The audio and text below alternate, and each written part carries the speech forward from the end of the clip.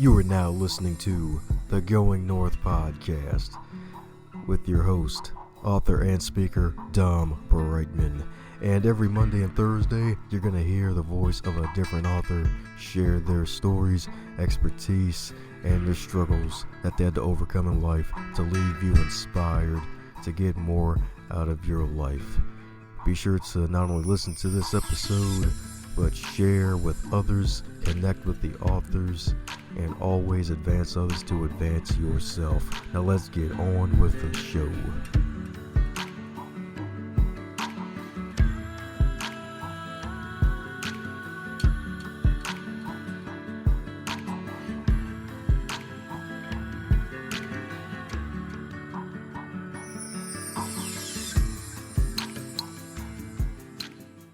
And today on the Going North podcast, we bring you some fabulous humans from across the globe. Today's no different because we got another fabulous author in the house on the Chaos Declarative train. Choo choo. Yes, indeed. And it's featuring another fabulous author from this awesome co-author project that you can find on all sorts of random online stores like Amazon.com, Barnes & Noble, as well as the Sacred Stories Publishing website. Heck, even your local library or even your local bookstore.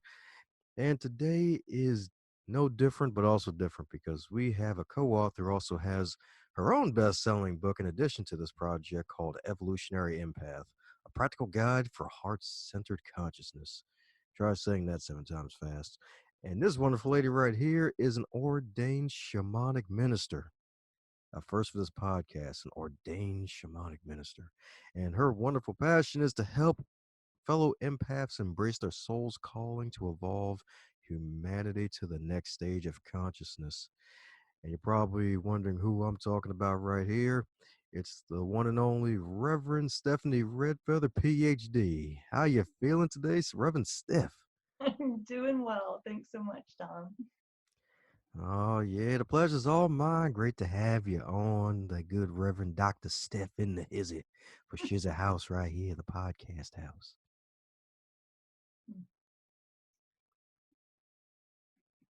Well, as with all introductions, they're not allowed to be 17 days long, so mind filling in some cavities where I missed some things in the introduction? Wow. Well, there's a lot I could say. A fact that might surprise a lot of your listeners is that I was actually an Air Force officer for 10 years. So it was quite the 180 going from that very left brain sort of patriarchal masculine life to being a spiritual healer and teacher and author and shamanic practitioner. Oh, yeah. Oh, yeah. I did make note of that. I'm like, dude, like masculine energy and like Air Force veteran. Like, before I even continue, thank you so much for your service. 10 years of service in the Air Force. Appreciate you. Thank you.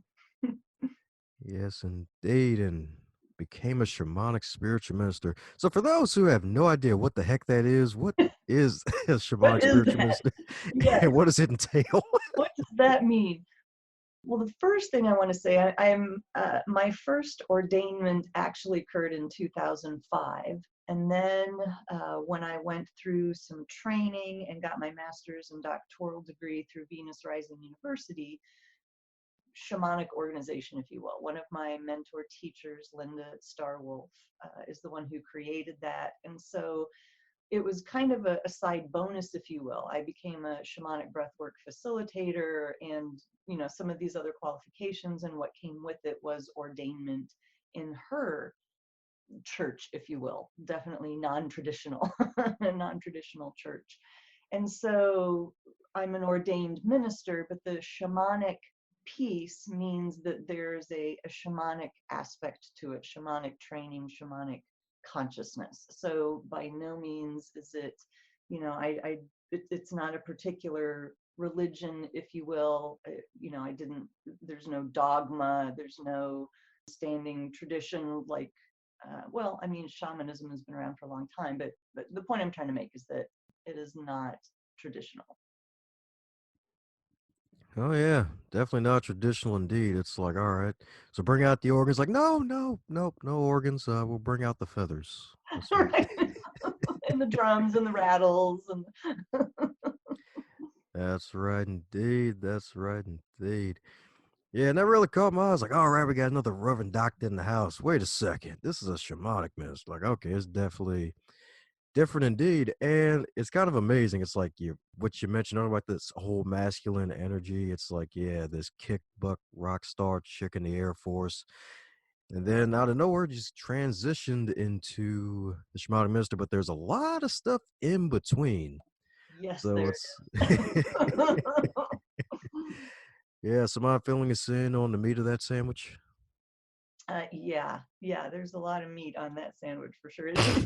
It was, it might seem out of the blue, like, I was this one day and that the next, and that is so not how that happened. It was not a light switch. It was a grueling death and rebirth period for a number of years. Ah, yeah, that's right.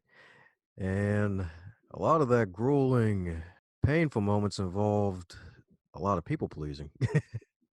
It did. I am definitely a recovering people pleaser. That was a coping mechanism that I chose early on in life, especially being an empath. I think that's common for a lot of us, is that we're so, we pick up on everybody else's energy, we feel everybody else's emotions, everything going on around us. And when we're not conscious of that, we sort of take on everybody else's issues and problems as our own and go into codependence. And so, yeah, a lot of people pleasing in my life. Ah, yes. Same boat myself with that one. So, any advice for those who may be on that path to recovery from becoming a people pleaser to realizing their empathic superpower? Yeah. First of all, it's a journey and it's not a light switch. And, all of our coping mechanisms work until they don't. And so at some point, we wake up to the dysfunction or just realize, okay, I can't tolerate this anymore. It's not working. I'm not happy with my life. I'm not satisfied. I'm not getting ahead, or, whatever it is that causes us to have that epiphany, if you will. And it's a process of doing your own inner work. So you have to look at the stuff inside, the unresolved issues, the traumas, the things that set up the decisions you made in your life. And it's a process of learning to sit back in your own sovereign throne and rule your own kingdom from inside yourself, if that makes sense. Like, instead of, especially being empathic, we tend to abdicate ourselves and just take ourselves out of our own sovereign field and drop our anchor in another person. And it makes us tend to lose who we are. We don't know who we are. We don't have a lot of time. I mean, for me, for a long time, I really didn't have my own opinions or ideas of things. I was so codependent and so absorbing everybody else's stuff around me that a big part of extracting myself from being a people pleaser was, first of all, I got to figure out who I am. What do I like? What do I think? What do I want? What are my values? What's important to me? And reestablish my own boundaries so that I can clearly distinguish where I end and the next person begins. So I know that wasn't, I wish I had a short 5-step answer for you, but that's just not what my experience of it has been. Oh no, you're definitely right. Because it's like we always are sold these quote unquote foolproof plans and blueprints. Like, all right, you can start your business in A, B, and C, and the next Y, Z will happen. Mhm. But forget about elemental P. Don't worry about that. That's like a piano, a mouse trap, and some peanut butter that you'll have to deal with. Don't worry about it. Like it's so true. Yeah. And it's not, what I've also discovered is that it's not linear. And we talk about things linearly because we live in that kind of world where something has to come first and second and third. But my experience is, a lot of times when we drop into this place of kind of a shamanic death cycle or symbolic death cycle or a dismemberment or dark night of the soul or whatever you want to call it, it's not laid out, okay, we're going to deal with your values first, and then we're going to go to relationships, and then we're going to go to your childhood, and then we're going to go, it's like all of that stuff gets stirred up simultaneously. And so you're redefining yourself on multiple levels at the same time, because it is a spiral path, not a linear path. I love what you said there, spiral. Reminds me of a past guest, Amy Simpkins. She actually mentioned the same thing. It's like, yeah, it's really a spiral when you're kind of like designing your life because it's never A, B, and C. Because like A may go down to M, and then M will lead you back to D, and then if you don't learn the lesson the first time, it'll come back probably even stronger as like a two by four with another five two by fours and just beat you all together or something like that. So it's so true. Mhm. Yes, indeed. But the beautiful thing about it is that even though you're still navigating your way to a new level of fabulosity, is that you're still learning. So, any advice for those who are still learning on that path and still trying to find their true north? Yeah. I can go back to that spiral analogy. What I'm about to share with you is something I've shared with pretty much all my clients and students. And that is, if you draw a circle in 2 dimensions, like on a piece of paper, and you put a dot somewhere on that circle, we can trick ourselves into thinking that life is this 2-dimensional path, and then every time we go around the circle, we think we're progressing, we're making progress, things are getting good, and then we're like, oh, there's that spot again on the circle. And then we get past that and we're like, okay, things are going well, I'm progressing, and there's that spot on the circle again. And we can misinterpret that to mean that thing, whatever it is coming around again for you to deal with because you didn't do it right the first time. Like, oh, you screwed it up, or you just didn't get the lesson, and so here it is again. But if you take a circle and you drop it, you add the z-axis to it, so we've got 3 dimensions, that circle now becomes a spiral. And so when it looks in 2 dimensions like you're hitting that same spot over and over again, you're actually dropping to the next level and the next level. And here's the wisdom piece, if you will. You're at that next level not because you didn't do it right the first time, but because you did do it right the first time. And you wouldn't have access to this deeper level of making this second pass if you hadn't done your work the first time around. Yeah, so I guess a little similar to kind of like a black belt in martial arts. It's like the black belt's really just another new level of new moves to learn and then just relearning everything else. It's a refinement. It's like if it, I think if we tried to learn everything there was to learn or everything there was to gain from it in one go, it would take us out. It would be overwhelming. It would be too big. So we can only work with it at the level of consciousness that we're at. And so when something comes around again, we're at a different place. We have a different perspective. We've traversed more ground. We've healed a little more. We understand our triggers. We're a little more self-aware. We're able to meet whatever that thing is with our own different perspective. And so it's just a refinement, if you will. It's like every time you make that pass, there's something more to be mined. Ah, there we go. Refinement indeed. Oh yeah, that's right, refinement. I guess kind of like the whole metallurgy with the alchemy of your life is the whole transformational period. Yes, I call my spiritual awakening, I call that period of time the spiritual crucible.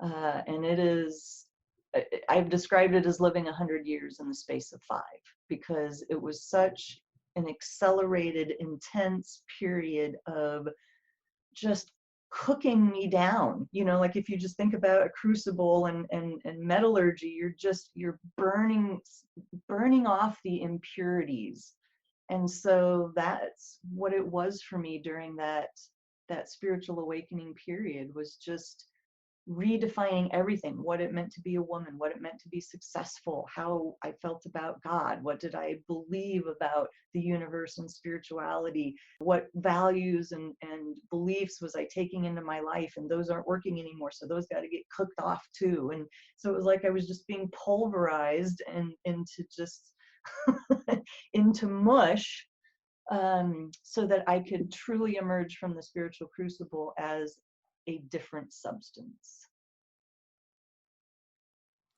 Oh yeah, that's right. Now you got your Phoenix swag now, right? That's right. Yeah. Except it didn't feel so much like that. It was more like sort of stumbling and wiping my brow and looking around and going, whew, well, I didn't die. At least not physically, you know. Oh, There you go. That's right. It's like, yeah, I ain't dead. All right. That means I still got a reason to be here. All right, good. right. Now what? Yeah. Yes, indeed. And it involved red feathers. So how'd you get the name Stephanie Redfeather anyway? Yeah. So a number of years ago, I was receiving a healing session from one of my shaman teachers, and I was standing on a sacred buffalo hide and facing east. Eyes were closed. He's taking me through a process, and I start having a vision. And as part of this vision, I'm seeing a Native American with a full headdress, except all the feathers were red. And in that moment, I realized, oh my God, I'm being given a name. And so I, kind of spoke up and said, okay, I'm getting this vision. I think I'm being given this name. I tell them what's happening. I say, I think they're giving me the name Red Feather. And so we shifted what we were doing into a naming ceremony to anchor that name and kind of send it out through the energetic grid of the planet to announce me, if you will. So for a number of years, that was the name I used in spiritual circles. And then when I got married in 2011, I chose to take it on as my legal last name. So while I'm not aware that I have Native American heritage in this lifetime, I have certainly in many past lifetimes incarnated as an indigenous people person, if you will. So yeah, that was quite an initiation to take that on, but it was clear that's what I was being led to do.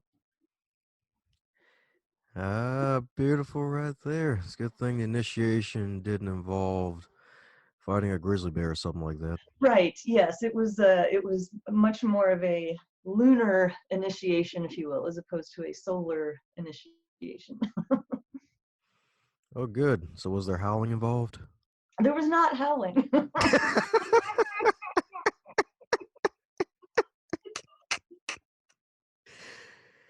Yeah. Yep. Yep. More corn cobs appear. But that's beautiful, though. Yes, indeed. So that red feather transformation led you to become a multi-time author. So if I'm not mistaken, 2 books out, right? Including the Chaos Clarity and the Evolutionary Empath. Yeah, and I just turned 50 yesterday. So this has been Oh. a heck of a month. Oh wow, Scorpio season. All right. Happy Yeah, it is. belated. Yeah, Scorpio season, and I have 4 planets in Scorpio too, since you seem to know what that is. So, All so yeah, righty. this has been a really unbelievable month. Like, just a blessing and an honor, and it's very surreal. All right. So no wonder you look fabulous. Scorpios usually look younger than they actually are. This is great. Thank you. Yes, indeed.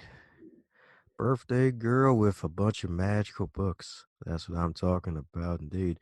And what's interesting is that, if I'm not mistaken, the evolutionary empath, that was your master's thesis, right? Or at least taken Um, from it? it was close. It was my doctoral thesis. Yes. So I was writing the book, and it was doubling as my doctoral project. Ah, there you go. There you go. You're making it easier for folks to understand because I've heard empath many times, and I think you've probably given the easiest definition of what an empath is. Basically, a highly sensitive person. Like for those who have no idea what the heck that is. Yes, let me provide the contrast here. In my book, The Evolutionary Empath, I spend 2 chapters breaking down the definition of an empath. And when I sat down to write this book, the only guidance, the only directive my spirit guides gave me was create a definition. And I thought, okay, sure, yeah, no pressure, all right. but I did it, and that felt important because I'm not aware of anyone else, writing about this subject who has gone into the level of detail that I have. But the everyday working shorthand definition of what an empath is, yes, is a highly sensitive person, and there's much more to it. Ah, yeah, that's right. A whole cornucopia, I imagine. Hmm. That's right. And not just sexual corn in the cornucopia.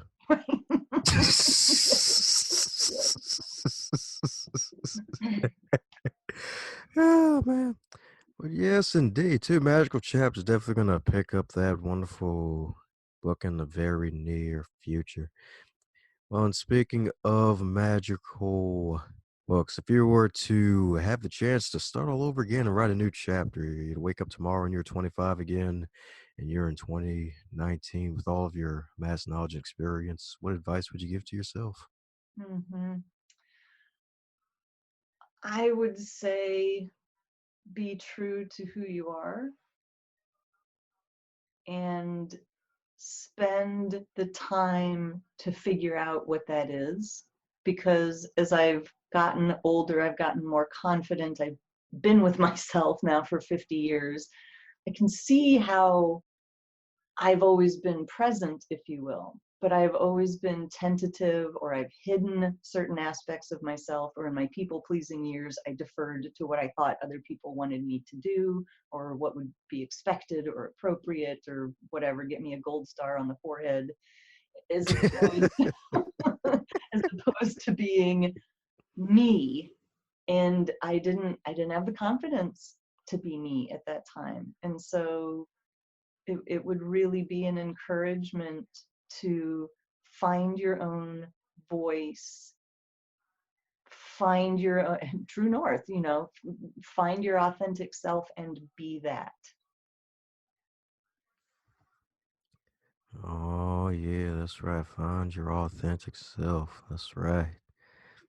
Yes, indeed. So there's a blue feather out there. Join Stephanie Red Feather.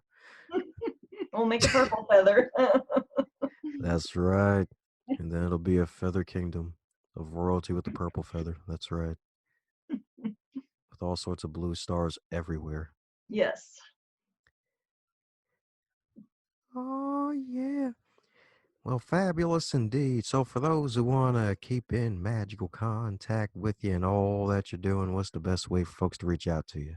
Yes, my website is bluestartemple.org. I currently have a 12-episode podcast called the Evolutionary Empath podcast, that's in the middle of its run. I have a weekly blog. I have a live workshop in Kansas City, December 6th through 8th, coming up if you'd want more personal, intimate um, coaching, teaching, workshop experience on being an empath.